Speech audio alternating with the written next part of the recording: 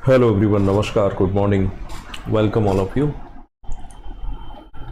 दोस्तों, मध्य प्रदेश लोक सेवा आयोग ने अपना सिलेबस चेंज किया हुआ है। आप इससे भली भांति परिचित हैं और जून में नए सिलेबस के अकॉर्डिंग जो है पहला एग्ज़ाम वो कंडक्ट कराएंगे। ठीक है, तो जून में इनका जो पहला एग्ज़ाम होगा उस एग्ज़ाम में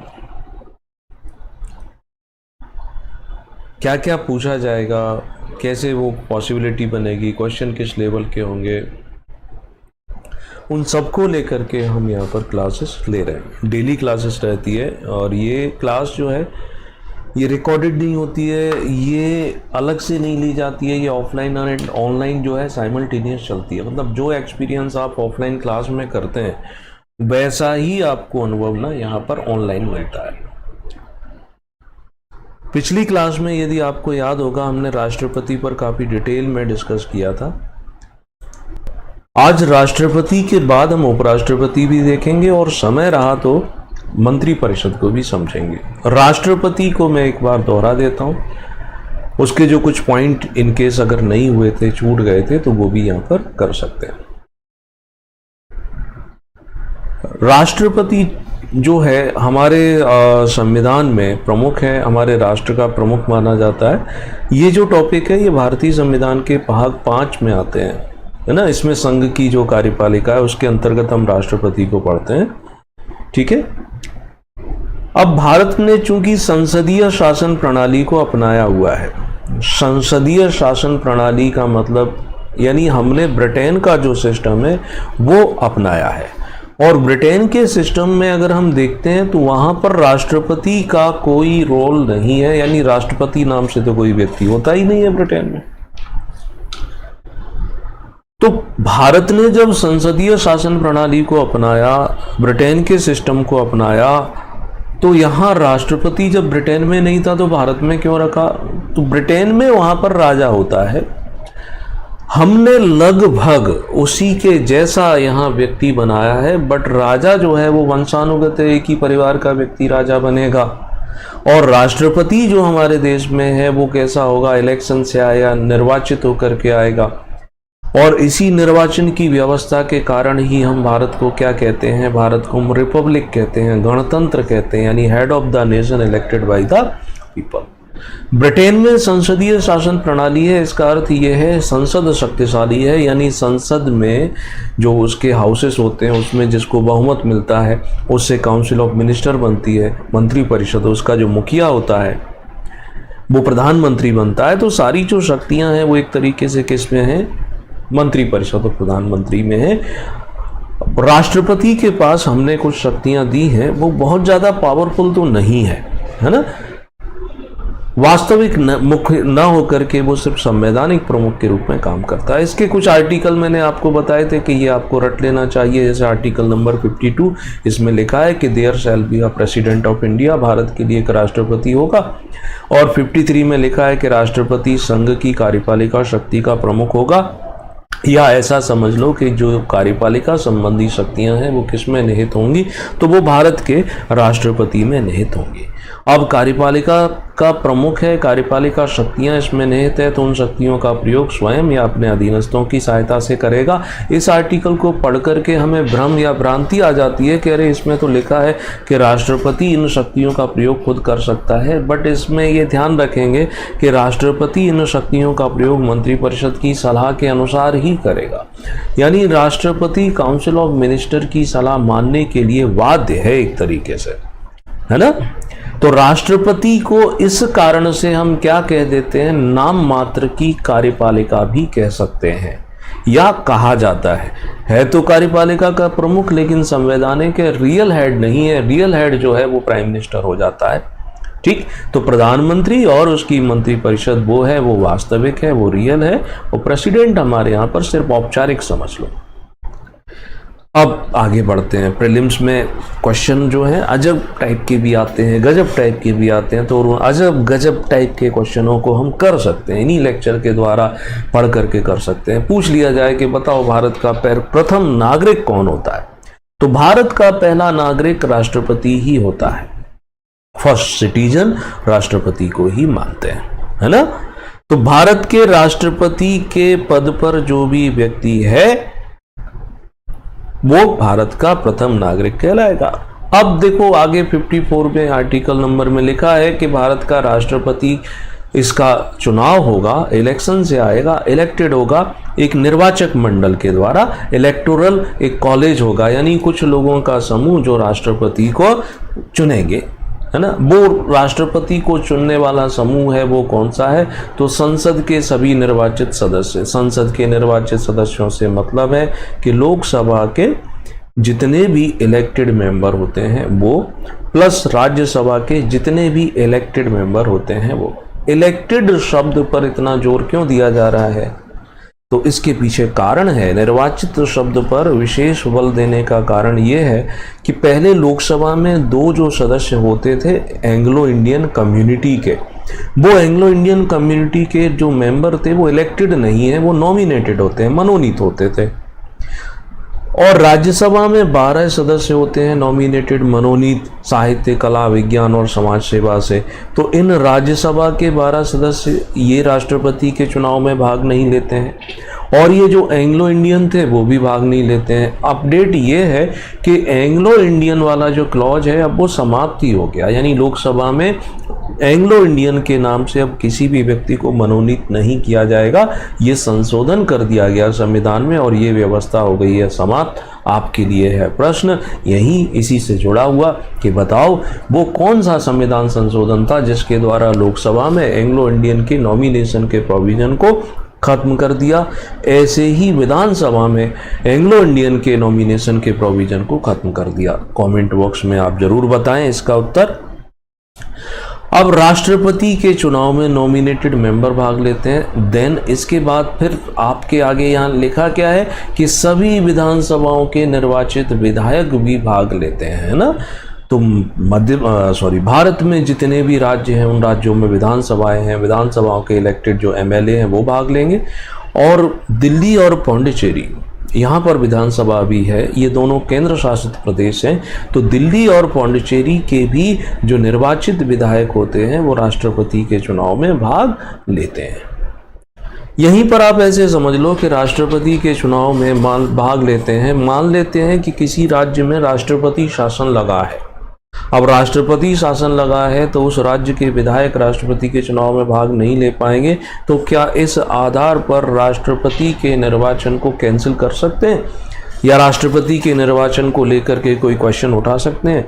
तो बिल्कुल यहाँ पर ऐसी कोई व्यवस्था नहीं है कि अगर एक राज्य, एक से अधिक राज्य वहाँ राष्ट्रपति शासन लगा है या वहाँ पर विधायक नहीं है, विधायकों ने रिजाइन कर दिया है या विधायकों ने संन्यास ले लिया है, तो भी राष्ट्रपति की ये इलेक्शन प्रक्रिया प्रभावित नहीं होती है।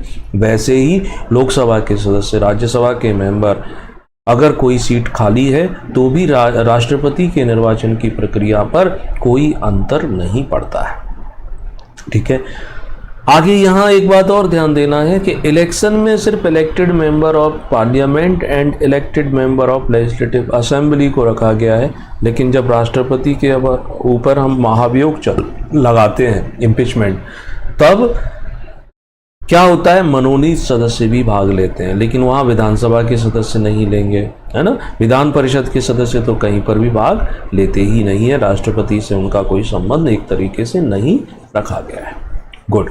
अभी लोकसभा के चुनाव पहला चरण पूरा हो चुका है, दूसरे चरण के जो मतदान हैं वो अभी होंगे, उनके नामांकन चल रहे हैं।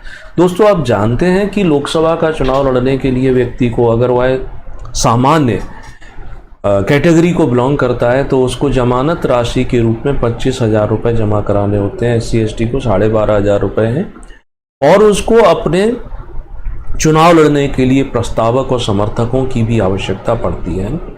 वैसे ही राष्ट्रपति का चुनाव लड़ने वाला जो व्यक्ति है तो उस राष्ट्रपति के चुनाव लड़ने वाले व्यक्ति को कम से कम 50 व्यक्ति क्या चाहिए, प्रस्तावक के रूप में, यानी जो उसके नाम का प्रस्ताव रखेंगे। ये कौन होंगे? ये होंगे वोटर, कौन से वोटर? राष्ट्रपति के चुनाव में भाग लेने वाले। और 50 व्यक्ति ही क्या चाहिए? अनुमोदक यानी समर्थक चाहिए। ये भी वोटर होंगे जो राष्ट्रपति के चुनाव में भाग लेंगे, यानी कि संसद सदस्य हो या विधायक हो। ऐसा क्लॉज, ऐसा प्रावधान इसलिए किया गया है जिससे कि नॉन सीरियस कैंडिडेट जो हैं वो इस चुनाव में भाग ना लें। कई सारे लोग होते हैं ना जो सिर्फ और सिर्फ ऐसे ही छोटे मोटे रिकॉर्ड बनाने के लिए हर चुनाव लड़ते हैं, और इवन स्थिति ये होती है कि कई बार उनको अपना स्वयं का वोट भी नहीं मिलता है, कि स्वयं का वोट कोई फर्जी डाल जाता है दूसरी पार्टी को। तो इस को रोकने के लिए, यानी गंभीर सिंसियर एस्पिरेंट्स ही रहें, ये व्यवस्था की गई।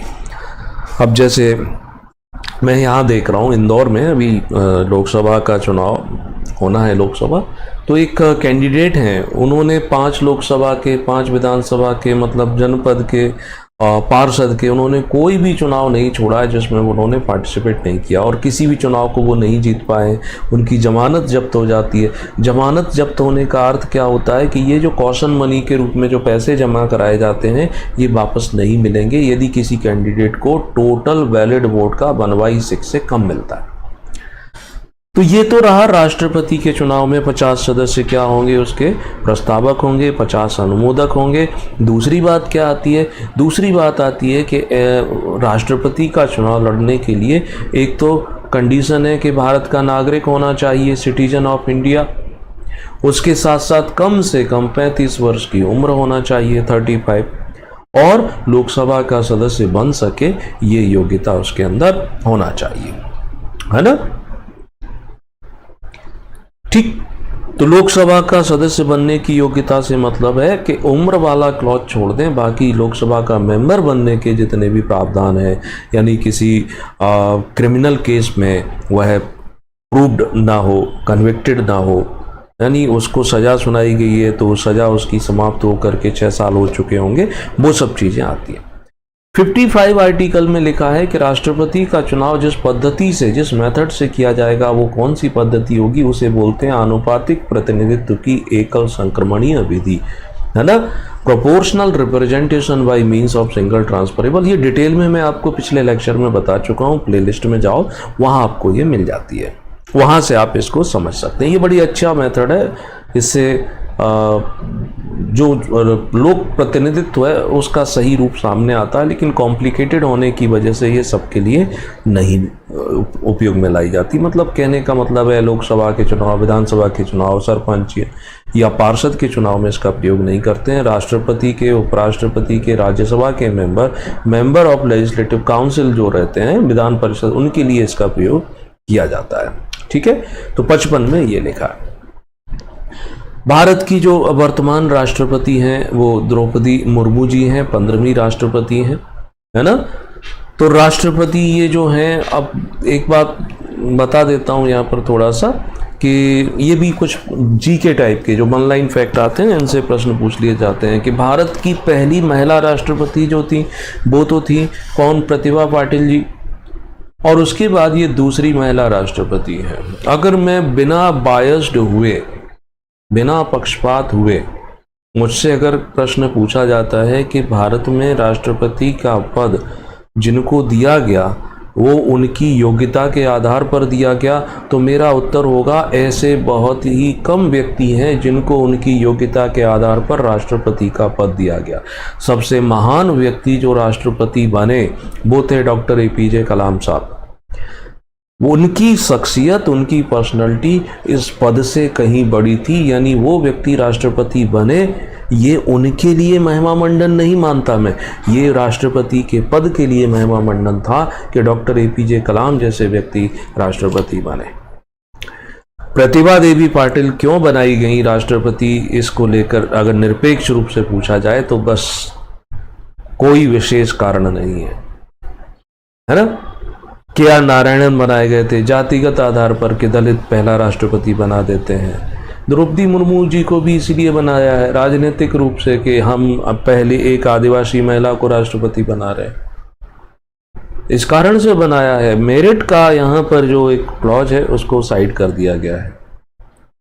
तो इसलिए मैं बड़ा क्लियर कर देता हूँ, इससे किसी की भावनाएं आहत होती हैं तो मैं जानबूझकर किसी की भावनाओं को आहत नहीं कर रहा हूँ, मैं तार्किक बात कर रहा हूँ, तर्क के द्वारा अपनी बात को समझा रहा हूँ। खैर, आगे समझो कि राष्ट्रपति का जो चुनाव है तो वो चुनाव आनुपातिक प्रतिनिधित्व की एकल संक्रमणीय विधि से हो जाता है। तो इस चुनाव में क्या करते हैं कि इसमें विधायक का वोट वैल्यू निकालते हैं, सांसद का वोट वैल्यू निकालते हैं, फिर मिनिमम कोटा डिसाइड करते हैं, और जो कैंडिडेट हैं अगर उस मिनिमम कोटा के बराबर उन्हें वोट प्राप्त होते हैं तो विनर है, नहीं है तो दूसरे राउंड की गणना, तीसरे राउंड की गणना जो है वो कराई जाती है। उसके बाद चीज़ें क्लियर होती है। ये लिस्ट है कि अभी तक कौन कौन राष्ट्रपति बने थे, तो आपको एक सरसरे तौर पर इसको ज़रूर देख लेना चाहिए। ऑब्जेक्टिव वाला जो भी एग्ज़ाम है उसमें कहीं ना कहीं ये आ सकता है, पूछ सकते हैं, तो वो ध्यान रखना है ना। जैसे मैं आपसे पूछूं कि बताओ निर्विरोध रूप से कौन व्यक्ति था सबसे पहले जो राष्ट्रपति बना, है ना, तो ऐसे क्वेश्चनों के उत्तर जो हैं वो पूछे जा सकते हैं। जैसे डॉक्टर राजेंद्र प्रसाद एकमात्र ऐसे व्यक्ति हैं जो 2 कार्यकाल तक राष्ट्रपति रहे। भारत में कोई भी व्यक्ति कितनी ही बार राष्ट्रपति बन सकता है, कोई भी व्यक्ति। तो डॉक्टर राजेंद्र प्रसाद को मात्र अवसर मिला है 2 कार्यकाल रहने का, है ना। डॉक्टर राधाकृष्णन जो हैं ये लगातार 2 बार उपराष्ट्रपति रहे। ज़्यादातर ऐसा रहा है कि जो उपराष्ट्रपति है वही बाद में राष्ट्रपति बन गया है। तो डॉक्टर राधाकृष्णन जो हैं 2 बार उपराष्ट्रपति रहे और 1 बार प्रेसिडेंट बने, है ना। ये जो है वीवी गिरी पहले कार्यवाहक बने थे ना, तो वीवी गिरी जो हैं इनका जब चुनाव हुआ था तो चुनाव होते समय, यानी देखो इनका चुनाव होता है, ये इस समय राष्ट्रपति बनते हैं, तो पहली बार की गणना में ये विनर नहीं थे, तो इनके लिए सेकंड राउंड जो था उसकी काउंटिंग कराई गई थी। ये भी आप नोट कर लो। वराह गिरी, वेंकट गिरी, जिन्हें हम वीवी गिरी के नाम से जानते हैं, दूसरे चक्र की गणना हुई थी। दूसरे चक्र की गणना के उपरांत ही ये राष्ट्रपति निर्वाचित हुए थे, ठीक है। अब वीवी गिरी जो थे यहाँ पर निर्दलीय रूप से चुनाव लड़े थे। एक बात और ध्यान रखना, इसमें इंदिरा जी इन्वॉल्व हो जाती हैं। पार्टी का ऑफिशियल जो कैंडिडेट था वो पराजित हो जाते हैं और निर्दलीय कैंडिडेट है वो जीत जाता है, ठीक। संजीवा रेड्डी, है ना, नीलम संजीवा रेड्डी जो हैं ये यहाँ वीवी गिरी के अगेंस्ट लड़े थे, तो 1 बार ये पराजित हुए थे और बाद में ये निर्विरोध निर्वाचित हुए हैं, नीलम संजीवा रेड्डी, ठीक, याद रखना, ओके। अब ये भी इस लिस्ट में हमें देखना पड़ेगा कि इसमें जो 18 व्यक्तियों के नाम दिए गए, मतलब टोटल 18 हैं, क्योंकि ऊपर 1-2 नाम इसमें कार्यवाहक के भी आ जाते हैं ना, तो उनको जोड़कर वैसे तो टोटल 15 व्यक्ति हैं। तो उससे जुड़े, इस लिस्ट से जुड़े जो महत्वपूर्ण फैक्ट थे वो मैंने बता दिए। अब आपको याद रखना है डॉक्टर राजेंद्र प्रसाद, डॉक्टर फ़कीरुद्दीन अली अहमद, यानी एक तो पहले नंबर के जो व्यक्ति राष्ट्रपति बने थे ये कभी उपराष्ट्रपति नहीं बने हैं। इनके अलावा फिर हम किसकी बात कर रहे हैं, 7वें नंबर पर जो नाम लिखा है फ़कीरुद्दीन अली अहमद, ये भी कभी उपराष्ट्रपति नहीं रहे हैं। नीलम संजीवा रेड्डी जो हैं ये भी उपराष्ट्रपति नहीं रहे हैं। इसके अलावा फिर नाम आता है ये डॉक्टर ज्ञानी जेल सिंह, ये भी कभी उपराष्ट्रपति नहीं थे। और देन आते हैं हमारे APJ अब्दुल कलाम साहब जो 2002 से 2007 तक रहे थे, तो ये भी उपराष्ट्रपति नहीं थे। प्रतिभा देवी पाटिल जो हैं वो भी उपराष्ट्रपति नहीं रही थी। ये वो व्यक्ति हैं जो बिना उपराष्ट्रपति के राष्ट्रपति बने हैं। और अभी ये द्रौपदी मुर्मू जी हैं, इनको भी हम इसमें रख सकते हैं। और ये रामनाथ कोविंद जी हैं, इनको भी इसमें रख सकते हैं, ठीक है। तो ये थोड़ा सा अपडेट आप होते रहना। राष्ट्रपति जो है जब अपना पद संभालता है उससे 5 साल तक की अवधि तक वह अपने पद पर रहता है। उसके पहले वो क्या कर सकता है, उसके पहले वो कभी भी अपना रेजिग्नेशन यानी पद छोड़ सकता है। अपना रेजिग्नेशन वाइस प्रेसिडेंट को देता है, वाइस प्रेसिडेंट राष्ट्रपति को देता है। उसे उसके कार्यकाल से पहले हटा भी सकते हैं, तो हटाने के लिए महाभियोग लगाया जाता है। आर्टिकल 56 में ये लिखा हुआ है, ठीक है। दूसरी बात, एक बात ध्यान रखना है कि राष्ट्रपति का पद कभी भी एक सेकंड के लिए भी हम खाली नहीं छोड़ते हैं। ठीक है, अगर मान लो उसने रिजाइन कर दिया या उसकी मृत्यु हो गई या बीमार है, कार्य करने में असमर्थ है, तब उपराष्ट्रपति कार्यवाहक राष्ट्रपति के रूप में काम करेगा। अगर उपराष्ट्रपति नहीं है तो चीफ जस्टिस ऑफ इंडिया करेगा। चीफ जस्टिस ऑफ इंडिया नहीं है तो जो भी सुप्रीम कोर्ट का उपलब्ध वरिष्ठतम न्यायाधीश होगा वो करेगा।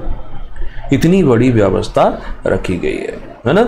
अब मैं यहाँ पर एक प्रश्न पूछ लेता हूँ कि मान लो राष्ट्रपति पद पर जो व्यक्ति है किसी भी कारण से राष्ट्रपति के चुनाव जो हैं नहीं हो पाए, समय से पूर्व कराए जाते हैं लेकिन नहीं हो पाए किसी भी कारण से, 5 साल पूरे हो गए पद ग्रहण के, चुनाव हो नहीं पाए और वो व्यक्ति ने बीमार भी नहीं है, रिजाइन भी नहीं किया है, महाभियोग के द्वारा आपने हटाया भी नहीं है, तब ऐसी स्थिति में क्या होगा?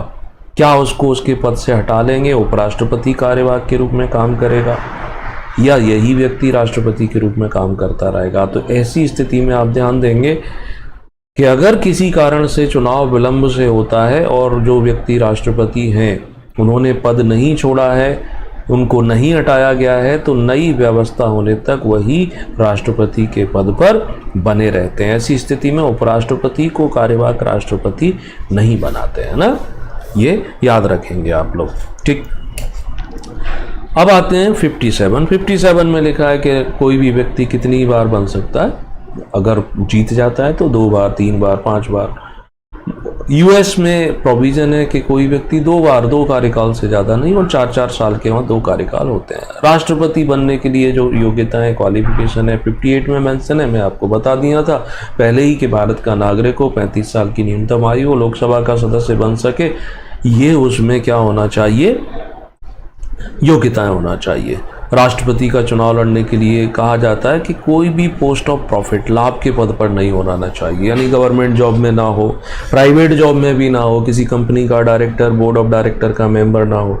लेकिन राष्ट्रपति रहते हुए, उपराष्ट्रपति रहते हुए, राज्यपाल, मंत्री, है ना, विधायक, सांसद, ये बिना अपना पद छोड़े भी राष्ट्रपति का चुनाव लड़ सकते हैं। जीतने के बाद स्वतः ये मान लिया जाता है कि अब इन्होंने भारत के राष्ट्रपति के रूप में काम कर रहे हैं और वो संबंधित पद जो है वो क्या किया है, वो छोड़ दिया है।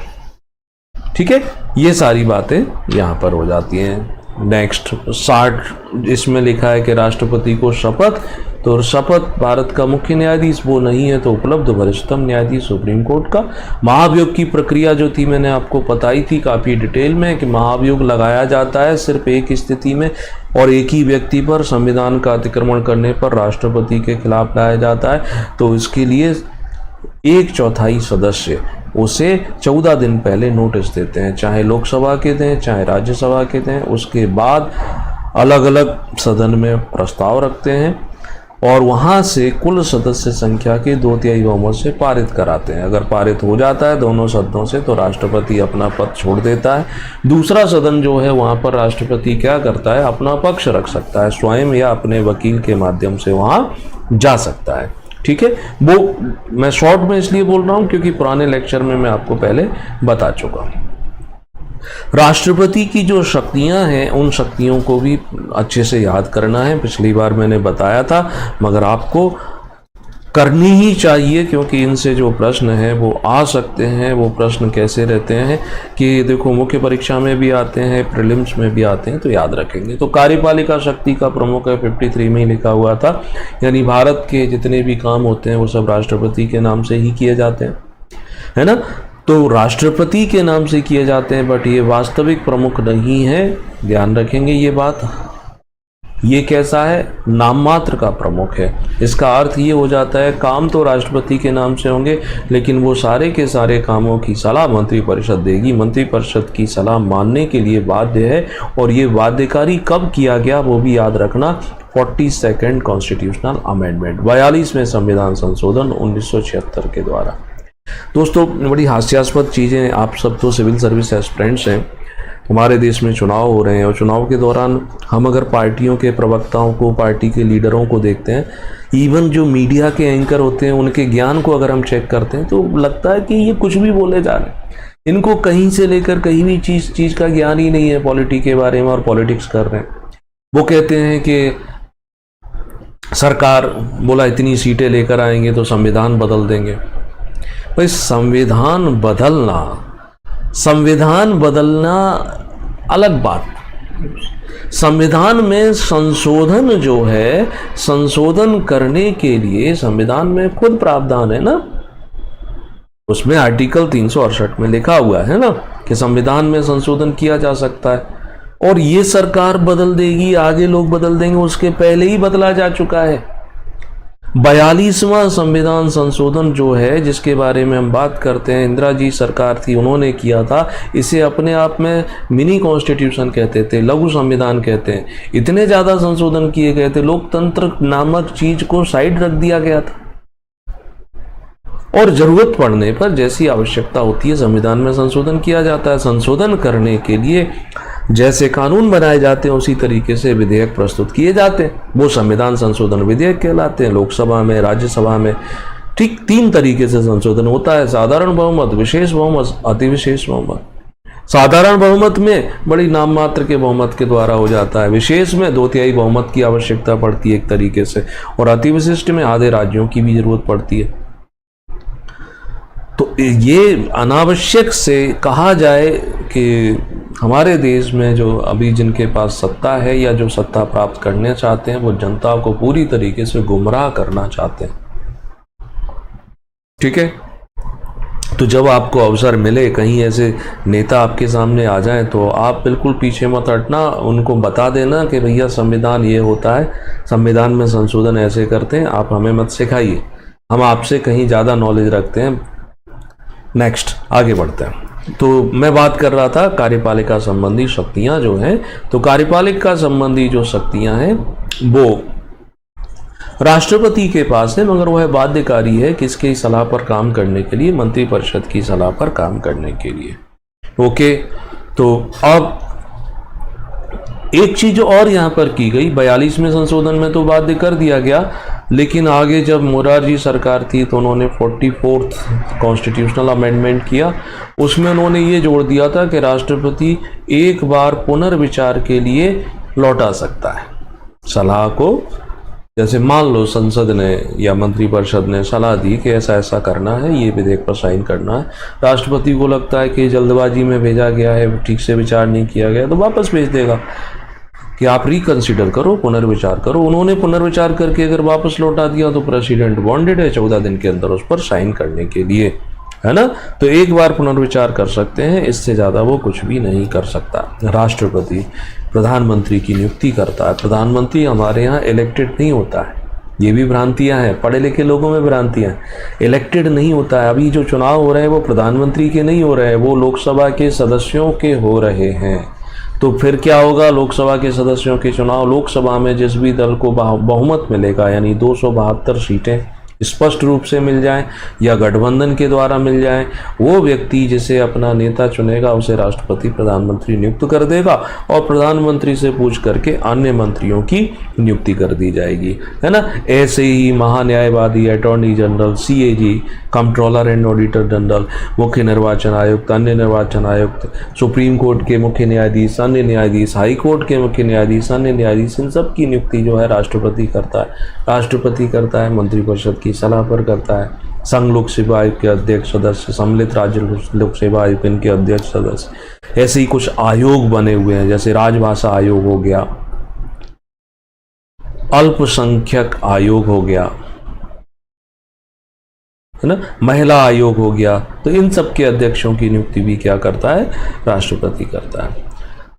राष्ट्रपति, देखो ध्यान रखेंगे कि अगर संघीय प्रशासन से जुड़ा कोई मुद्दा है, संघ यानी केंद्र सरकार, इससे जुड़ा कोई मुद्दा है, कोई विषय है, तो वो किसी भी प्रकार की सूचना जो है प्रधानमंत्री से मांग सकता है कि आप हमें ये इंफॉर्मेशन दीजिए, और प्रधानमंत्री को देनी पड़ती है। और यही व्यवस्था राज्य में होती है, राज्यपाल मांग सकता है मुख्यमंत्री से, दिल्ली में भी यही व्यवस्था है, वहाँ का लेफ्टिनेंट गवर्नर जो है वो भी मांग सकता है, अगर वो सीएम से मांग ले कि मुझे इस विषय पर जानकारी दीजिए, सीएम जेल में बंद है, ये आधार बन सकता है वहाँ पर राष्ट्रपति शासन लगाने का।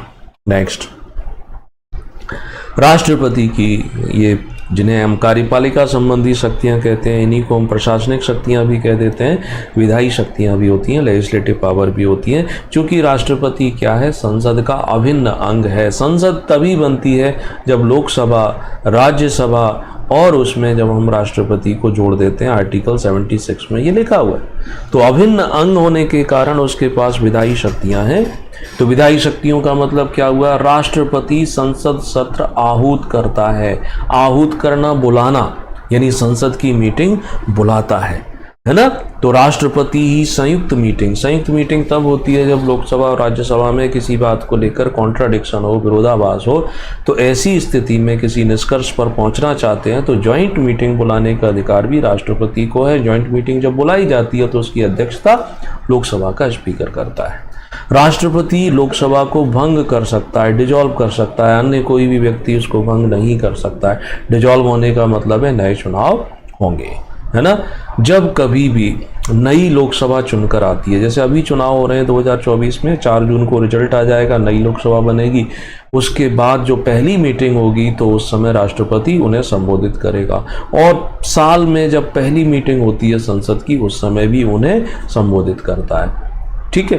राष्ट्रपति राज्यसभा में इन 12 सदस्यों को नॉमिनेट करता है। साहित्य, कला, विज्ञान और समाज सेवा लोकसभा में करता था, वो अब हटा दिया गया है। राष्ट्रपति जब तक सिग्नेचर नहीं करेगा तब तक कोई भी जो विधेयक संसद पास कर चुकी है वो कानून नहीं बन सकता, कानून का रूप नहीं लेगा। राष्ट्रपति विधेयक को पुनर्विचार के लिए लौटा सकता है। उसकी जो वीटो पावर थी वो भी मैंने आपको समझाई हुई थी, है ना। तो ऐसी चीजें यहाँ पर आपको ध्यान रखनी है। देखो, वित्तीय शक्तियाँ चूंकि राष्ट्रपति जो है, संविधान हमारा जो आर्टिकल 112 है वो कहता है कि राष्ट्रपति की जिम्मेदारी है कि वो वार्षिक वित्तीय विवरण संसद में प्रस्तुत करवाए। उसी वार्षिक वित्तीय विवरण को हम बजट कह देते हैं, है ना। तो संसद में प्रस्तुत करवाएगा। करेगा कौन, तो वित्त मंत्री करेगा या अन्य मंत्री करेगा, प्रधानमंत्री भी कर सकता है। कोई भी धन विधेयक जो होता है वह राष्ट्रपति की पूर्व अनुमति के बिना संसद में, सदन में प्रस्तुत नहीं किया जाएगा। राष्ट्रपति वित्त आयोग का गठन करता है। आर्टिकल 280 के अंतर्गत ये वित्त आयोग जो है केंद्र और राज्य के बीच संपत्ति का बंटवारा करता है। ठीक है।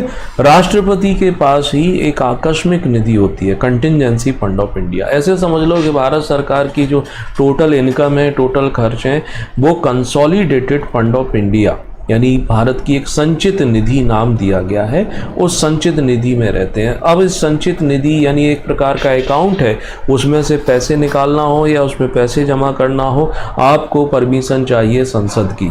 जब तक संसद की परमिशन नहीं है तब तक ना तो आप उसमें से पैसा निकाल सकते हो ना जमा कर सकते हो। अब अचानक से आपको जरूरत पड़ गई कि किसी कारण से कोई दुर्घटना हुई या कोई प्राकृतिक प्रकोप हुआ, उसमें आप रिलीफ देना चाहते हैं। अब रिलीफ तुरंत देना चाहते हैं, ऐसे सर्कमस्टांस बने हुए हैं। संसद की मीटिंग बुलाना, सारे सांसदों को समझाना, सबसे ये पारित कराना, इसमें समय लगेगा। तो इसलिए राष्ट्रपति के पास एडवांस में 500 करोड़ रुपए की स्वीकृति रखी रहती है। एक तरीके से बिना संसद की परमिशन के वो खर्च कर सकते हैं, बाद में संसद बुला करके उसको फिर से एड ऑन कर लेते हैं। ठीक। राष्ट्रपति के पास जुडिशियरी पावर अगर आप देखें, यहाँ से प्रश्न बनता है, जिन्हें हम न्यायिक शक्तियाँ कहते हैं। क्षमादान की जो शक्ति है आर्टिकल 72 में उसे दी गई है। चूंकि राष्ट्रपति देश का प्रमुख है, एक प्रकार से राजा के समान है, तो इसलिए वह भारत के किसी भी व्यक्ति को कोई भी सज़ा मिली हो, चाहे मिलिट्री कोर्ट ने क्यों ना दी हो, उसकी सज़ा को माफ़ कर सकता है, उसके दोष को भी माफ़ कर सकता है। यानी वो गुनहगार था, सजा ही माफ़ नहीं की, उसका गुनाह भी क्षमा कर सकता है। 5 प्रकार होते हैं। एक होता है पार्डन, यानी सजा भी माफ़ हो जाती है और व्यक्ति दोष मुक्त हो जाता है। परिहार, सजा की नेचर को बदले बिना उसकी अवधि कम कर देते हैं। 10 साल सश्रम था, घटा करके 2 साल कर दिया सश्रम, है ना। रेस्पाइट या विराम होता है कि किसी विशेष परिस्थिति में उसकी सजा को रोक देना, जैसे प्रेगनेंसी है किसी महिला की, उसको सज़ा मिली है तो रोक देना। कम्यूटेशन क्या होता है कि यहाँ एक कठोर सज़ा को साधारण सज़ा में बदल देते हैं, जैसे मौत की सज़ा थी उसे उम्र कैद में बदल देते हैं। और प्रविलंबन रिप्रीव यानी जब तक राष्ट्रपति इस पर कोई फैसला नहीं लेता है सज़ा पर, तब तक उसकी सज़ा पर रोक लगा देना, है ना, तो उसको प्रविलंबन कहते हैं। तो 72 जो है उससे जुड़ा है। ध्यान ये रखना है कि ये जो क्षमादान है किसी भी व्यक्ति का कोई मौलिक अधिकार नहीं है, उसका कैसा भी अधिकार नहीं है, ये तो सिर्फ एक अनुकंपा है, राष्ट्रपति के विवेक पर निर्भर करता है। राष्ट्रपति के विवेक से मतलब है मंत्रिपरिषद डिसाइड करती है कि क्या करना है क्या नहीं करना है, ठीक है।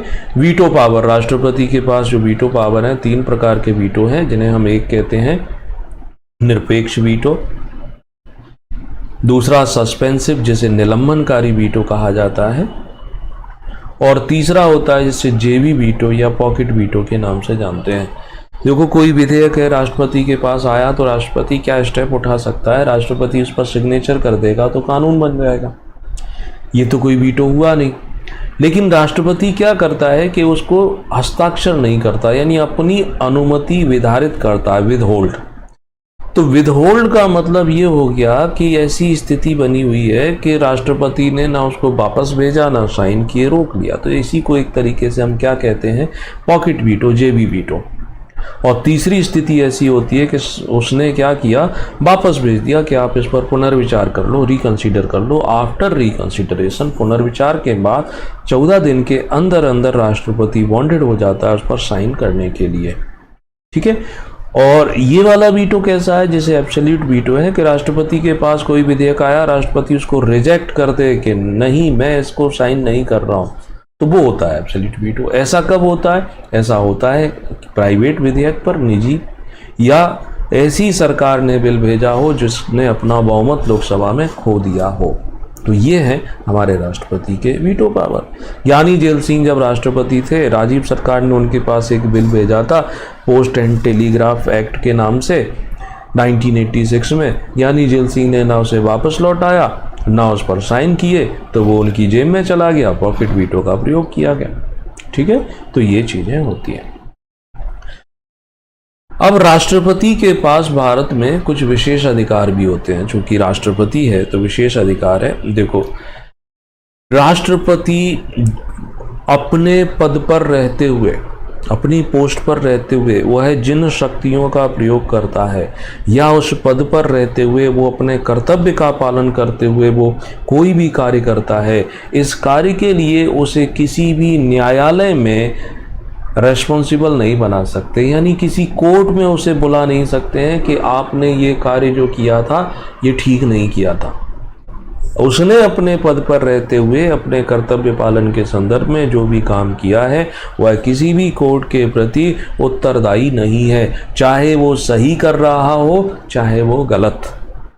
सही कर रहा है तो कोई बात ही नहीं है, गलत कर रहा है तो फिर अजीब लगता है ना कि अरे उस व्यक्ति ने गलत कर दिया और फिर भी न्यायालय के प्रति उसकी कोई जिम्मेदारी नहीं बनती, हम उसको सजा कैसे दे पाएंगे। उस पर सजा का कोई प्रावधान नहीं है, बस इतना कर सकते हैं कि अगर ऐसा लगता है कि वह अपने कर्तव्य का पालन ठीक से नहीं कर रहा है तो महाभियोग लगाकर बस हटा दो, और कुछ नहीं कर सकते, है ना। महाभियोग जब लगेगा तो उस पर ये विशेष अधिकार लागू नहीं होते हैं, है ना। 361 जो है 361 आर्टिकल का क्लॉज 1, उसमें ये उसे विशेष अधिकार मिला हुआ है। अगली बात सुनो, राष्ट्रपति जब अपने पद पर होता है, जब तक वह राष्ट्रपति के रूप में काम करेगा, उसके खिलाफ किसी भी प्रकार की कोई क्रिमिनल जो कार्रवाई है वो नहीं चलाई जाएगी। किसी कोर्ट में कंप्लेंट कर दो कि नहीं राष्ट्रपति के खिलाफ हम ये क्रिमिनल केस लगा रहे हैं, ना तो चलाई जाएगी और ना ही संस्थित रखी जाएगी, है ना। ये नहीं कर सकते पद पर। रिटायरमेंट के बाद आप कुछ भी करवा सकते हो पर्सनल बेस पर, अगर पर्सनल कैपेसिटी में अगर उसने ऐसा कुछ किया है तो। राष्ट्रपति को उसके ड्यूरेशन यानी उसकी पद अवधि के दौरान भारत का कोई भी न्यायालय उसे गिरफ्तार करने का, उसे बंदी बनाने का, उसे जेल भेजने का या उसे वारंट तामील कर दे कि आओ हमारी कोर्ट में, आओ हवेली पे, नहीं कर सकता। ये भी उसका विशेष अधिकार है। 361 के ही क्लॉज 3 में ये लिखा हुआ है ना। अब देखो यहाँ एक बात समझनी है कि 361 का क्लॉज 1 मैंने आपको बोला कि राष्ट्रपति अपने पद पर रहते हुए अपने कर्तव्य पालन के दौरान कोई कार्य करता है तो उसे किसी भी न्यायालय में जिम्मेदार नहीं बना सकते, उत्तरदायी नहीं बना सकते। लेकिन मान लिया कि जो राष्ट्रपति महोदय, अब राष्ट्रपति महोदय मान लेते हैं ये किसी गांव से, ग्राम से संबंधित हैं या किसी शहर से संबंधित है, वहाँ पर उनकी कोई ज़मीन है या घर है और उनके साथ किसी दूसरे व्यक्ति का विवाद है, उनकी पर्सनल जो ज़मीन है उसको लेकर विवाद है कि इन्होंने अतिक्रमण कर लिया है या रास्ता बंद कर दिया है। ऐसी स्थिति में रोक नहीं है, ऐसी स्थिति में रोक नहीं है। यानी व्यक्तिगत कार्यों से संबंधित जो है वहां पर दीवानी जो कार्यवाही है वो की जा सकती है। दीवानी का मतलब होता है सिविल, क्रिमिनल ऑफेंस में नहीं। बट इसके लिए भी ध्यान क्या रखना है कि सिविल यानी दीवानी कार्यवाही कर सकते हैं, पर्सनल ऑफिस में कर सकते हैं, तो वो लिखित सूचना देनी पड़ेगी, प्रायर नोटिस देना पड़ेगा 2 महीने के पहले कम से कम कि कौन सा केस हम फाइल कर रहे हैं, किस प्रकार का ये केस है, कौन फाइल कर रहा है, यानी जो अपीलेंट है जो इनके विरुद्ध जा रहा है उसका नाम, उसका पता है ना, क्या कार्यवाही है, क्यों, वो सब उसको देना पड़ेगा 2 महीने पहले। तो वहाँ ये राष्ट्रपति के जो विशेष अधिकार हैं वो काम नहीं आते हैं। ठीक है, ये याद रखना। राष्ट्रपति तीनों सेनाओं का सर्वोच्च कमांडर माना जाता है। युद्ध और शांति की घोषणा राष्ट्रपति के नाम से होता है। दूसरे देशों के साथ जो समझौते होते हैं वो सब राष्ट्रपति के नाम से ही होते हैं। इसके अलावा राष्ट्रपति की आपातकालीन शक्तियां हैं, डिटेल में कल समझाया था। 3 आपातकालीन शक्तियां हैं, संविधान के भाग 18 में है। एक है जिसे हम राष्ट्रीय आपातकाल, नेशनल इमरजेंसी कहते हैं, आर्टिकल 352। दूसरा जिसे राष्ट्रपति शासन कहते हैं, 356। और तीसरा आता है वित्तीय आपातकाल, फाइनेंशियल इमरजेंसी, जो 360 में दी गई है। अब 352 का प्रयोग 3 आधारों पर किया जा सकता है। युद्ध की स्थिति हो, दूसरा है बाह्य आक्रमण, एक्सटर्नल एग्रेशन, और तीसरा है सशस्त्र विद्रोह। ये तीसरा जो है ये बाद में जोड़ा गया है 44वें संविधान संशोधन के द्वारा। मूल रूप से ये हमारे संविधान में नहीं था। तो मूल रूप से क्या था? मूल रूप से लिखा था कि आंतरिक अशांति की स्थिति में हम राष्ट्रीय आपातकाल यानी सरकार राष्ट्रीय आपातकाल लगा सकती है, और इसका दुरुपयोग करते हुए इंदिरा गांधी के द्वारा 1975 में राष्ट्रीय आपातकाल लगाया था। बाद में मोरारजी सरकार आती है तो उन्होंने इस दुरुपयोग को खत्म करने के लिए संशोधन किया और ये भी जोड़ दिया कि लिखित सिफारिश चाहिए मंत्रिमंडल की, तभी आप किसी भी प्रकार के आपातकाल का प्रयोग कर सकते हैं। बिना लिखित सिफारिश के मंत्रिमंडल की नहीं कर सकते। और ये मंत्रिमंडल शब्द भी संविधान में इसी 44वें संशोधन द्वारा लाया गया है, इसके पहले नहीं था। मूल संविधान में इसकी कोई चर्चा नहीं मिलती है, काउंसिल ऑफ मिनिस्टर की चर्चा मिलती है। ये छोटे छोटे जो बारीकियां हैं, जो पॉइंट हैं, जरूर आपको समझना चाहिए।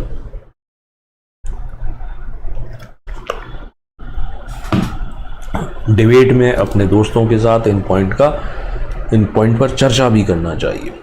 तो राष्ट्रपति शासन जब उसकी घोषणा हो जाती है तो 1 महीने के अंदर संसद से उसे पास कराना होता है। संसद पास कर देती है तो ये 6 महीने तक वैलिड हो जाता है। 6-6 महीने करके इसको बढ़ा सकते हैं जब तक चाहे तब तक। ऐसा नहीं हो सकता कि एक बार में ही उसको 10 साल के लिए लागू कर दें। 3 बार हमारे यहाँ 352 का प्रयोग हुआ, चीन युद्ध के समय, पाकिस्तान युद्ध के समय, और तीसरा है इंदिरा जी की मनमानी, इंदिरा जी की तानाशाही के समय। 356 जिसे बोलते हैं राष्ट्रपति शासन, इसका आधार है कि राज्य में संवैधानिक तंत्र विफल हो जाए, failure of constitutional machinery in state, तब लगा सकते हैं। कैसे लगाएंगे? राज्यपाल अपनी रिपोर्ट बना के दे सकता है, उसमें ऐसा मेंशन किया गया हो तो उस रिपोर्ट को आधार बनाकर सरकारें करती रही, या किसी अन्य स्रोत के आधार पर भी लगा सकते हैं। लगा दिया, 2 महीने के अंदर संसद से पास करवाओ दोनों सदनों से, तो 6 महीने तक वैलिड है। 6 महीने के बाद चुनाव होंगे, चुनाव नहीं कराए जा सकते तो फिर 6 महीने लगा दो। ऐसे करके ज़्यादा से ज़्यादा 3 साल तक लगा सकते हो। 3 से भी ज़्यादा लगाने के लिए ये क्लॉज है कि निर्वाचन आयोग ये लिखित में दे देता है कि चुनाव कराने की स्थितियां नहीं है। एक दूसरा, वहाँ अगर पहले से नेशनल इमरजेंसी लगी है तो ये एक ऐसा आर्टिकल है जिसका सबसे ज़्यादा मिसयूज़ किया गया है पुरानी सरकारों द्वारा। सबसे पहले पंजाब में लगा था, सबसे ज़्यादा समय तक जम्मू कश्मीर में, मध्य प्रदेश में 3 बार लगाया जा चुका है। वित्तीय आपातकाल 360 में प्रावधान है, जब देश के वित्तीय स्थायित्व को खतरा उत्पन्न हो जाए तब लगा सकते हैं। अभी तक एक भी बार नहीं लगा है, ठीक है। 90 में सिचुएशन बन रही थी मगर फिर ऐसा नहीं हो पाया। तो देखो, राष्ट्रपति को लेकर के मैंने बहुत हद तक पूरा का पूरा जितना लेक्चर था सब रिपीट करा दिया। उसके जो पॉइंट छूट गए थे वो भी मैंने आपको बता दिए।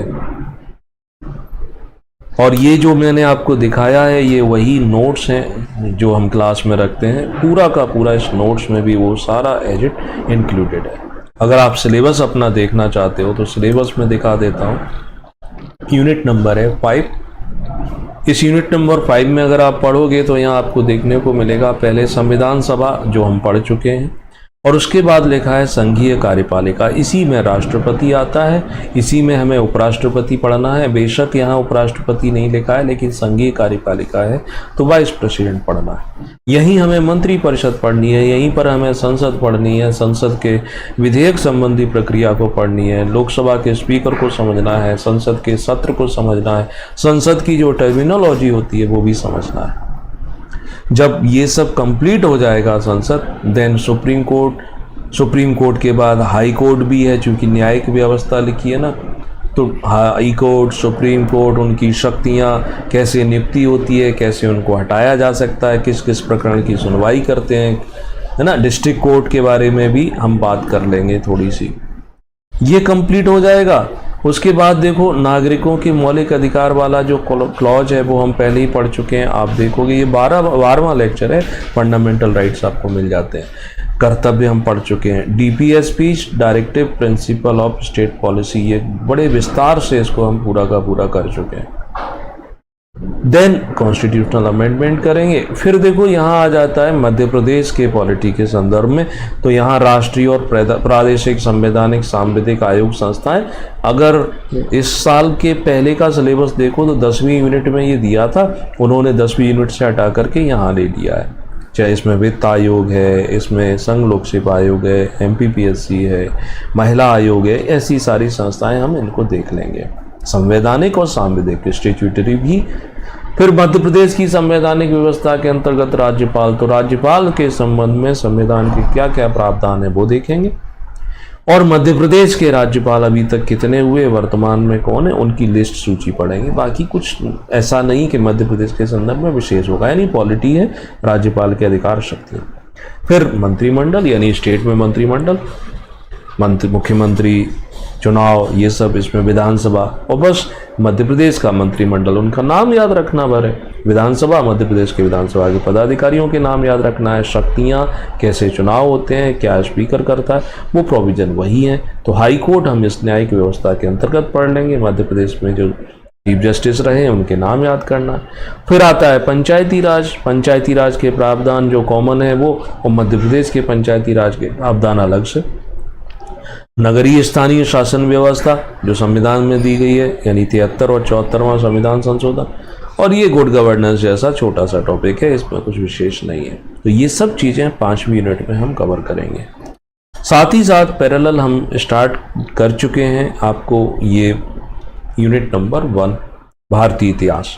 इस भारतीय इतिहास में जो बदलाव किया गया है वो, ये बदलाव अगर इन डेप्थ हम चलते हैं तो ये शुरुआत का जो है ना, इसको बदलाव कह सकते हैं। लेकिन बदलाव से मतलब है प्राचीन भारतीय ज्ञान परंपरा, यानी इसमें हमें वेदों के बारे में जो आगे लिखा है, वेद, उपनिषद, दर्शन, आरण्यक, ब्राह्मण ग्रंथ, है ना, पुराण, स्मृतियाँ, तो वो हम आगे पढ़ते थे।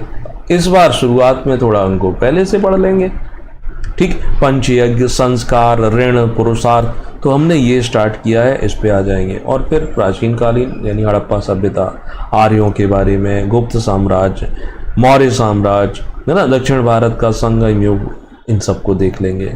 ठीक है, ये सारा सब कुछ देखेंगे। देन उसके बाद फिर मध्यकालीन पर चलेंगे। फिर आप देखोगे इसमें एक ये पॉइंट एक लाइन का जोड़ रखा है नए सिलेबस के हिसाब से कि भारत की सांस्कृतिक विरासत, कला, प्रारूप, साहित्य, यानी इसमें कुछ विशेष नहीं आता। कला प्रारूप से बात की जा रही है, यानी भरतनाट्यम, कुचिपुड़ी, ये देख लेंगे। जो प्रमुख त्यौहार अलग अलग राज्यों में बनाए जाते हैं वो देख लेंगे। ठीक, मॉडर्न हिस्ट्री आ जाती है। और 1947 के बाद यानी कि जो राज्यों का पुनर्गठन था, वो छोटा सा टॉपिक है, तो ये साथ में चलाएंगे। पहली यूनिट है ना, हड़प्पा सभ्यता बता चुके थे, और ये जो बताना है ना जिसमें भारतीय ज्ञान परंपरा, ये सब, ये आपको कल लेक्चर में मिल जाएगी। मैं आज ही इसको ले रहा था बट किसी कारण से इसको कल कर लूँगा। और उसके बाद फिर हम चलेंगे, ये दूसरी यूनिट शुरू करेंगे, एमपी रिलेटेड, पूरा एमपी से संबंधित, जल्दी से खत्म होने वाली है, रटने वाली यूनिट। समझने वाली जो यूनिट आती है प्रीलिम्स में वो जियोग्राफी है।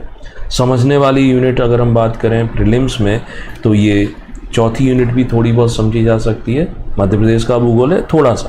पांचवी यूनिट पूरी की पूरी ये समझने वाली है, इसमें 6th यूनिट ये भी समझने वाली है, economics. 7th unit science, environment, health, ये भी थोड़ा सा समझ सकते हो। और 8वीं फिर रटने वाली है, पूरा करंट अफेयर, मध्य प्रदेश की घटनाएं वो सारी की सारी। 9वीं यूनिट समझने वाली है, साइंस टेक वाली। ठीक है, 10वीं यूनिट समझने जैसा इसमें मुझे कम लगता है, रटने जैसा ज़्यादा लगता है ना। तो ये धीरे धीरे हम, कोशिश रहेगी मेरी जून से पहले ख़त्म कर दूँ। ओके, तो इसको यहीं रोक देते हैं। वीडियो को लाइक शेयर ज़रूर कर दिया करो, है ना। सब्सक्राइब नहीं किया है तो वो भी कर लो, अपने दोस्तों से भी करवा सकते हो। अच्छा, दूसरा आप देखते होंगे कि यहाँ पर ऐड आते हैं जब आप यूट्यूब पर इसको देखते हैं, तो हमारा एक दूसरा चैनल है GS प्लस करके, उस पर आपको रेगुलर पॉलिटी की क्लासेस मिलती हैं। 4 क्लासेस हो चुकी हैं, 5वीं आज आपको मिलेगी। उस पर आपको कोई भी किसी भी प्रकार का ऐड नहीं मिलेगा, तो वो आप जा करके देख सकते हो, उसको सब्सक्राइब कर सकते हो। GS प्लस करके लिंक भी दिया होगा डिस्क्रिप्शन में, तो वहाँ आपको कोई भी मतलब किसी भी प्रकार का एडवर्टाइजमेंट नहीं मिलेगा, आपको पूरी क्लास A से पॉइंट B तक मिलेगी।